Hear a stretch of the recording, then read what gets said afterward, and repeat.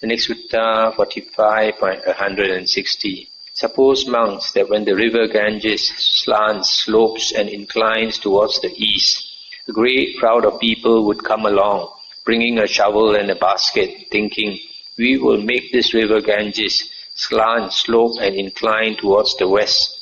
What do you think, monks? Would that great crowd of people be able to make the river Ganges slant, slope and incline towards the west? No, Venerable Sir. For what reason? Because the river Ganges slants, slopes and inclines towards the east, and it is not easy to make it slant, slope and incline towards the west. That great crowd of people would only reap fatigue and vexation. And the Buddha said, so too, monks, when a monk is developing and cultivating the Noble Eightfold Path, kings or royal ministers, friends or colleagues, relatives or kinsmen might invite him to accept wealth, saying, come, good man, why let these saffron robes weigh you down? Why roam about with a shaven head and a begging bowl? Come, having returned to the lower life, enjoy wealth and do meritorious deeds. Indeed, monks, when that monk is developing and cultivating the Noble Eightfold Path, it is impossible that he will give up the training and return to the lower life. For what reason? Because for a long time his mind has slanted, sloped and inclined towards seclusion. Thus it is impossible that he will return to the lower life. And how, monks, does a monk develop and cultivate the Noble Eightfold Path?